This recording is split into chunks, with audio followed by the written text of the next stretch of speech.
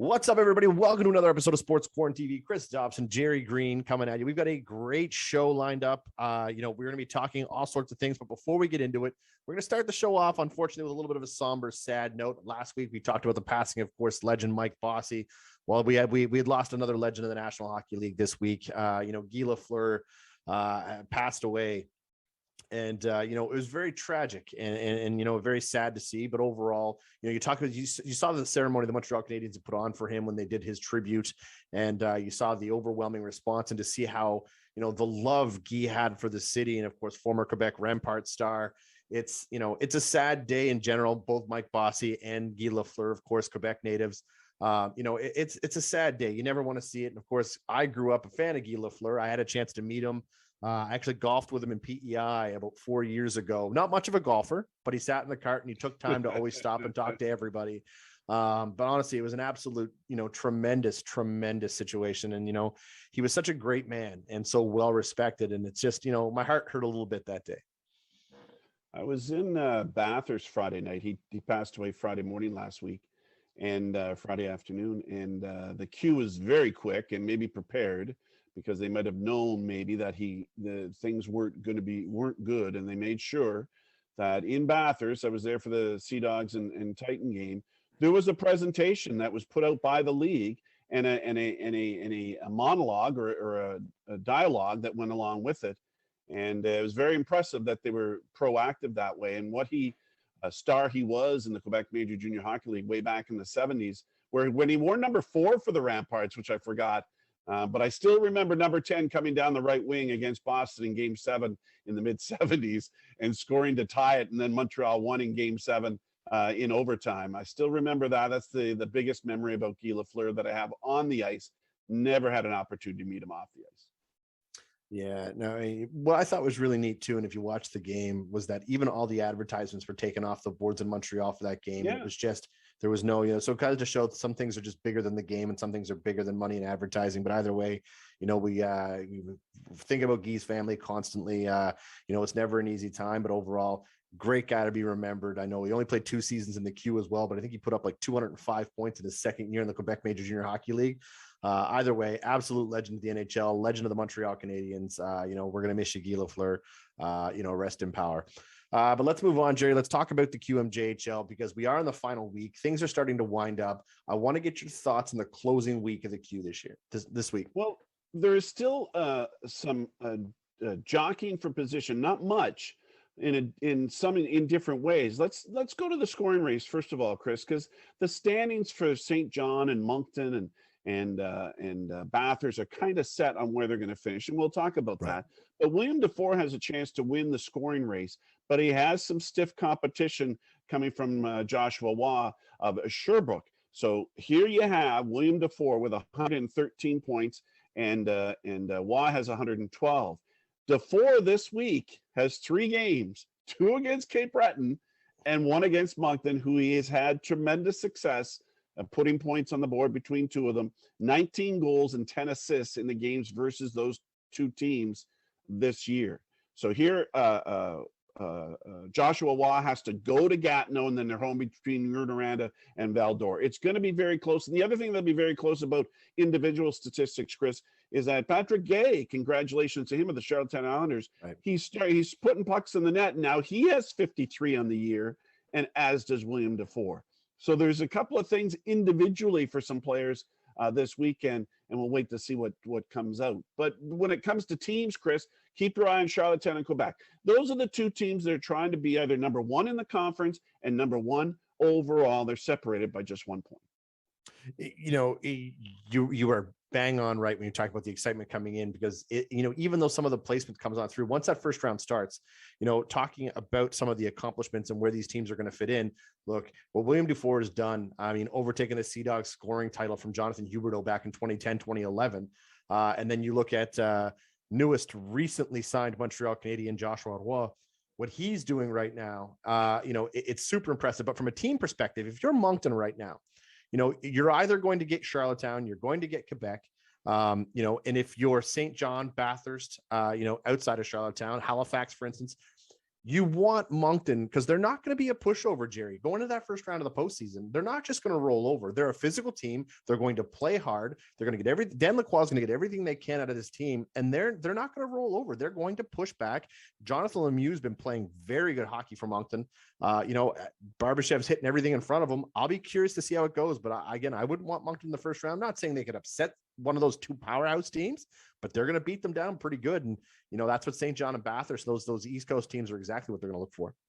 Yeah, so if the playoffs started today, St. John would meet Rimouski and Halifax would play Bathurst. I think that could jump around because it's Halifax or Rimouski that are going back and forth. And Rimouski still has 3 games left. Halifax just is the only team with just 1 game left to play. Mm-hmm. So Charlottetown is in Moncton this weekend, and then they're home to Bathurst, where Quebec has 3 games left, Chris. They're in Baie-Comeau, and then they're home to Rimouski, and then in Rimouski. So no easy task for either one of them, but Charlottetown has the edge thus far with 1 point for the overall standings. And here at the bottom of the standings, Chris, the defending champions could be out because Victo, who is 8th in the West, could get bumped by Baie-Comeau, who is 9th in the East. We'll wait and see what happens. They both have 3 games left in their schedule. All right, well, let's move on to the NHL because as we talked about the closing weeks coming in the QMJHL, now it's the closing week of the NHL.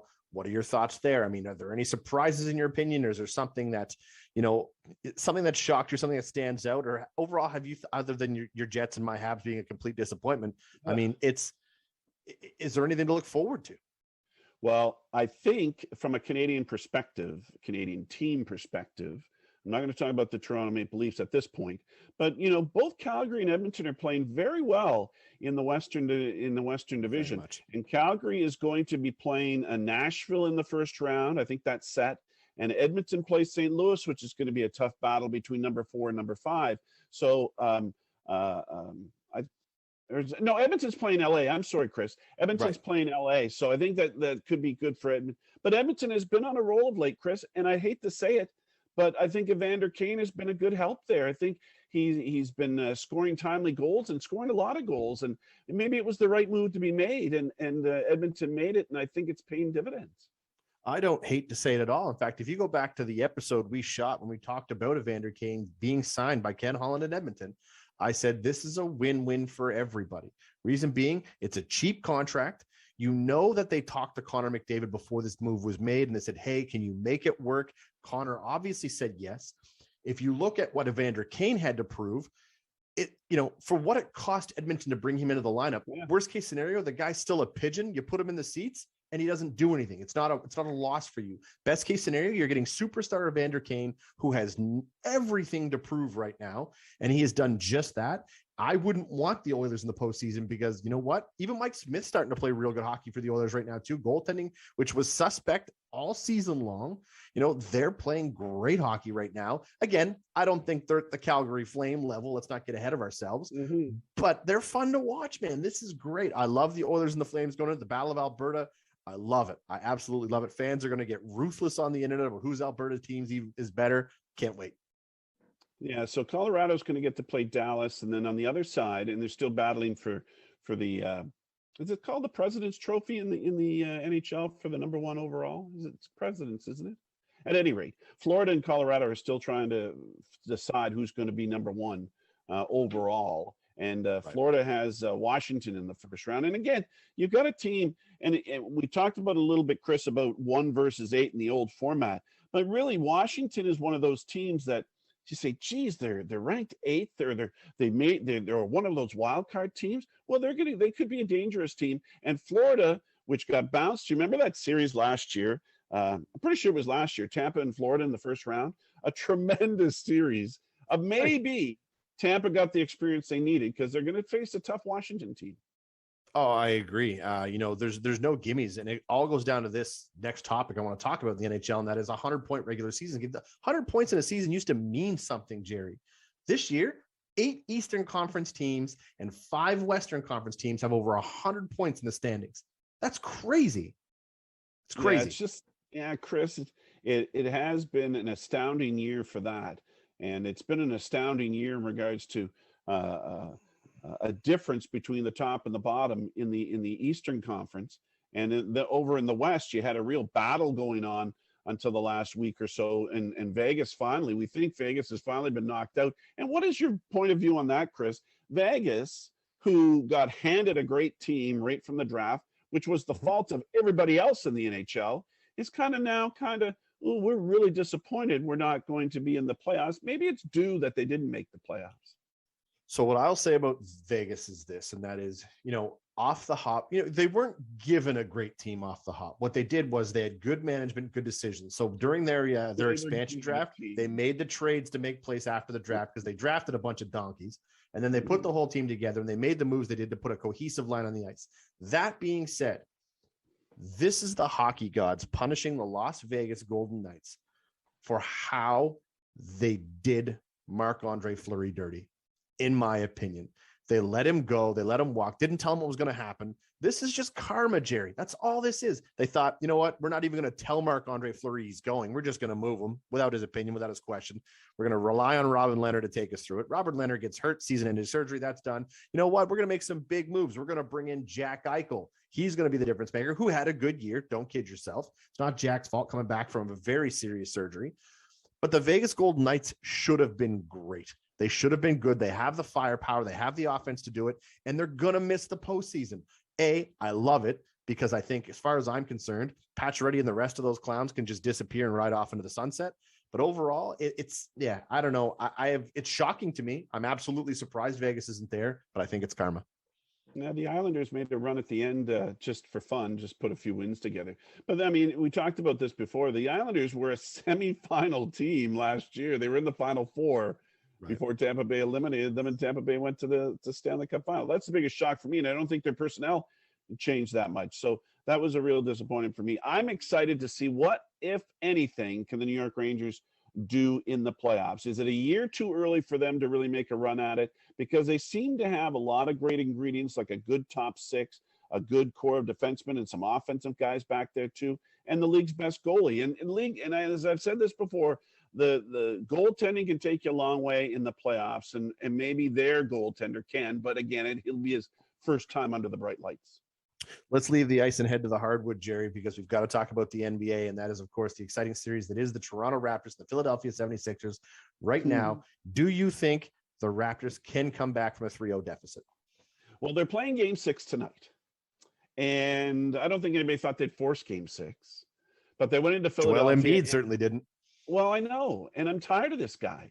They go into Philadelphia. Of course, I'm a Raptors fan, but I just don't like the disrespect I feel, or maybe it is in me that I think the NBA has for the only Canadian team in their circuit. But they go in and just totally dismantle the 76ers offense and shut them right down. It was funny, the stat that they came up with. The only time the 76ers led in Game 5 was the opening bucket, and that was it.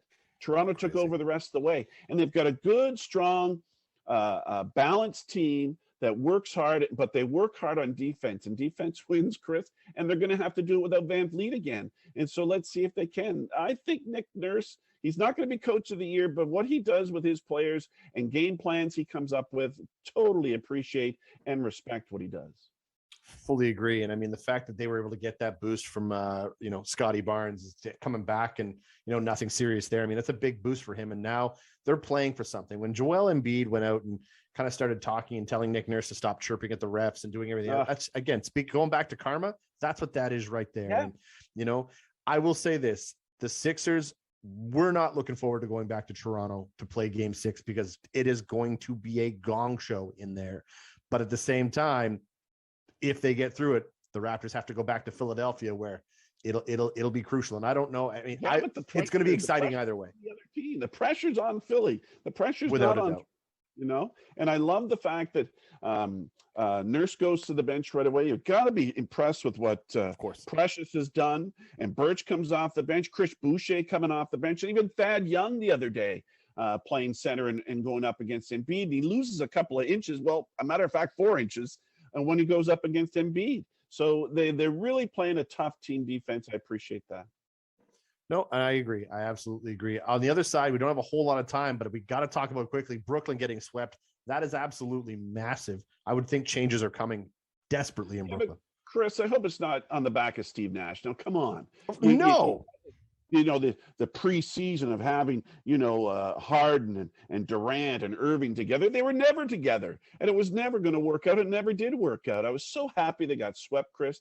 Thank you to the Celtics for doing that. Now the Celtics seem to be one of those teams you better watch out for. I agree. All right, let's go to the ball diamond. We're going to talk Toronto Blue Jays. Obviously, a big series between the Jays and the Red Sox. The Jays have looked relentless. And as a Red Sox fan, it hurts to say, but to watch the no quit, the no give, they will play all 9 innings of this ball game and they'll do whatever it takes to win. And man, they are fun to watch right now. Yeah, currently in first place, and the Yankees is trying to keep pace. But here they are, Chris, on an important 10-game homestand. I know it's early in the season, okay? But you got the Red Sox for 4, you got the Astros for 3, and then you got the Yankees for 3 before you go on the road for 9 games. So it would be a great springboard to keep their season momentum going. But the momentum they get, Chris, is by, as you say, never giving up. They're just let's get it done and enjoying what they're doing, and they're getting in different stars and different nights, which I like too. So let's talk about the pitching for a minute. I mean, you look at the Jays lost Cy Young winner and Robbie Ray.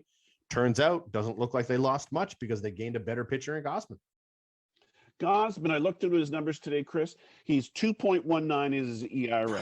He struck out 31. This is the one that kills me. He has not walked anybody. Have you seen him throw the ball? He impresses me, and he's kind of like Robbie Ray. Robbie Ray's over in Seattle, and Seattle's playing well too, and he's playing well over there, but not to the extent I like what they've done. But Gausman is a tremendous replacement for Robbie Ray.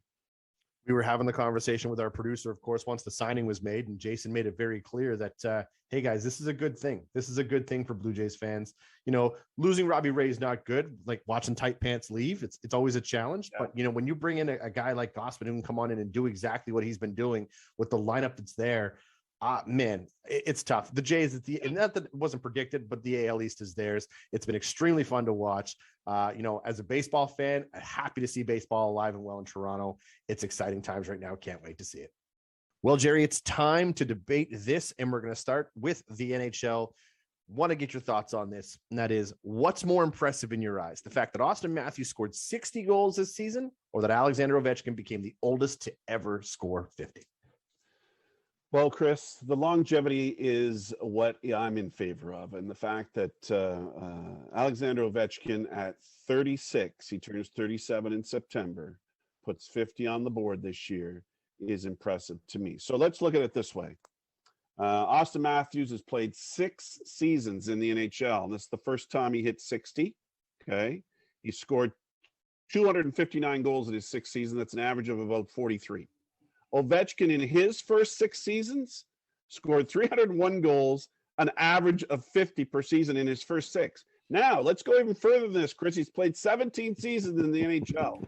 His last 6, he scored 255. That's almost as what his Matthews has done, and he's 24, an average of 42 goals. You can't tell me for a man to maintain himself, his shot, his durability, his strength, his desire, his heart for the game for that long, that's an accomplishment.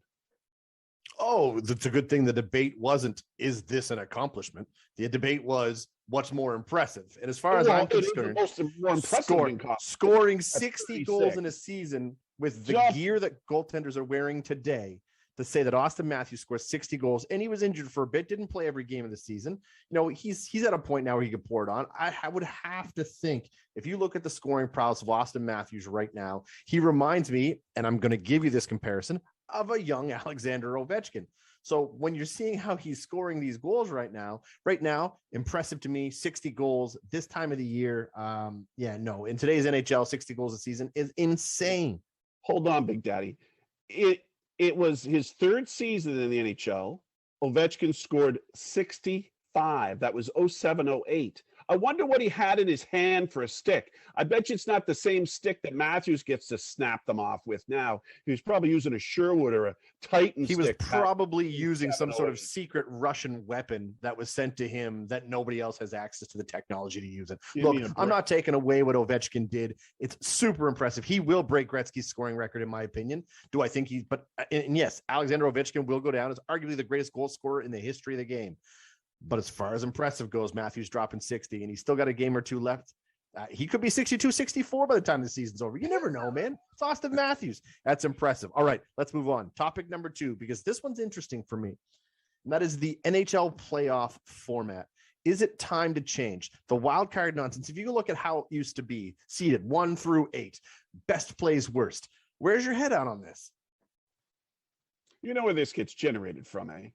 Those teams like the Toronto Maple Leafs, who have the center of the media universe when it comes to hockey, Toronto, complaining that Toronto has to play Tampa again, or play Boston again, or play somebody good in the first round. Well, everybody's good. Listen to me. To be the man, you got to beat the man. It doesn't matter when you're going to play them. If Tampa made it all the way to the end and you're playing them head to head, you still got to beat them to move on.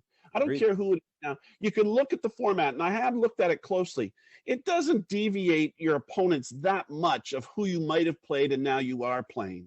And again, of course, you know, it can be an issue that Toronto has not got through the first round. And that seems to be driving this argument of late in the media, be it writers and or electronic media, in regards to they haven't got through the first round because they have too tough an opponent. Well, too bad. That happens, and it will balance out, Chris. It will balance out at some point in time. But how great is it when you see a number 8 seed upset a number 1 seed in the first round of the playoffs? To me, you look at it from a perspective of, and again, I'm an old school guy when it comes to seeding. I'm an old school guy when it comes to sports and rules. To me, if you look at it, the way this is brought in, you know, you want the worst seeded team Chris, playing. You want the 2 best teams to meet in the final. Okay, but the worst team does play the best team in the conference. You still have the second wild card playing the top Western team and the second last wild card playing the second best team. You still have that, but it's the stuff in the middle where the guys are so close together that they're complaining, and that always balances out, I think.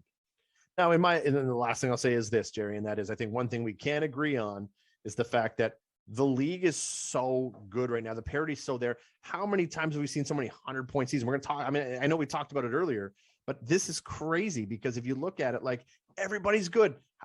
It's anyways. Yeah, there's no worst versus best anymore. All right, yes. Let's move on. Chris, everybody is in, but I don't like the disparity in the East where the top 8 are so much better than the bottom 8, and there was no doubt who the top 8 teams were. Right. Let's get into it. It's time to wrap this thing up, Jerry. Let's start with the TELUS Cup. Moncton Flyers. The Moncton Flyers go to Newfoundland and not only sweep their way through, they won 4 round robin games. They won the championship game against the Halifax McDonald's 2-1 in the final. And now they're going to go on to the TELUS Cup, which happens in Okotoks, Alberta on May 16th and 22nd. So not only did they win the regular season, went 25-3-2 in the New Brunswick League, didn't they win every game in the playoffs, which they went 7-0 during the New Brunswick playoffs, and then go to the TELUS Cup and win all 5 games. They've won 12 in a row, Chris. They're on a roll, and congratulations to Luke Patterson, who was named the tournament MVP. Well done, Flyers, and represent the Atlantic provinces at the Nationals at the TELUS Cup coming up in the middle of May. Chris, what's going on with Cabrera? Melky? No, it's not Melky. It's Midgie, is it? Midgie Cabrera? Miguel. I thought they call him Midgie. Absolutely. Very impressive numbers. Miguel Cabrera has hit his 3,000th career hit. He will likely be the last player to do this for a very long time. In active ball players right now, Cabrera is currently sitting in second behind Albert Pujols. Pujols has got 33.08 right now as we talk, but Pujols is 42 years old. Cabrera is now 39. I was looking at the list of active players currently playing today, and, you know, a name I love to see on that list is Canadian Joey Votto. You know, he's just over 2,000 hits himself now, and I think that's impressive. But after the top 3, you got Pujols, Cabrera, Robinson, Cano. These guys are all 42, 39, 39, and then the list just completely drops. over 1,000 away. So yeah, he'll be the last guy to do it for a long time. But either way, great accomplishment, super exciting, great for baseball. Hit me with an MHL update, my friend.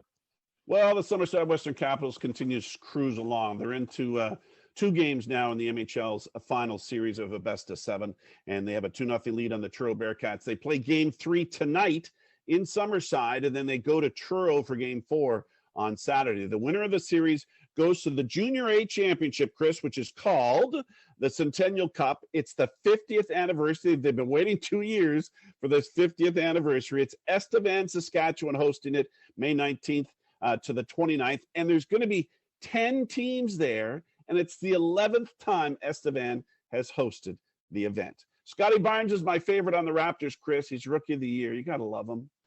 You have to love him. And again, I'm not a huge Raptors fan, but I love me some Scotty Barnes. And again, no surprise. Look at the numbers Scotty Barnes has put up, averaging a little over 15 points a game, 7.5 rebounds a game, 3.5 assists a game. It's 5th most in qualified rookies, plus at a 1.1 steals per game. No surprise here. First guy to do this after Damon Stoudemire and Vince, 3rd Raptor in Raptors history to get it. Absolutely love me some Scotty Barnes. Raptors fans have a lot to be excited about. It's going to be fun. Hit me with a Junior B report. Jerry, what's going on? You want a Junior B report? I don't know if I've done one this year, but this is a big one because it's the Don Johnson Memorial Cup. It's the Atlantic Junior B Championships are being in Kokan this week, and it's being hosted by the Kent Coyotes. The Kent Coyotes and the Moncton Vitoes will be representing New Brunswick. You'll have Sherwood Parkdale Metros from Charlottetown for PEI, Antigonish Bulldogs for Nova Scotia, and Mount Pearl Blades from Newfoundland will be there all this week in Kokan. It wraps up on Sunday, and it was the Vitoes who won this event twice in 2012 and 2015. So good luck to both teams, and get out and watch some hockey in Kokan this weekend. The NFL has a big event this weekend. Chris, why don't you tell us what it is? My favorite draft in all of draft sports. The NFL 3-day event for the draft started this week. You look at how they do it, and they've turned this into a full-blown spectacle. The event's in Vegas this year, and don't forget, because of COVID, it was supposed to be in Vegas back in 2020, but then it got pushed out 2 years thanks to COVID. So Vegas will be hosting the draft this year. But I think it's great when you watch exactly how the NFL does their draft procedure. A lot of leagues could take notes. I mean, again, the NFL's got a little more pizzazz and a little more money behind it than everybody else. But overall, I love it. I love it. 3-day draft event. As a Colts fan, we need them hard to draft 2 wide receivers right now. We got the 42nd overall pick. Whether they keep it or not, who knows? But it sounds like they're not going to make a move on it. So either way, go get themselves some receivers so that Matt Ryan can throw some touchdowns. Anyways, Jerry, it's been a great show. Thanks for tuning in.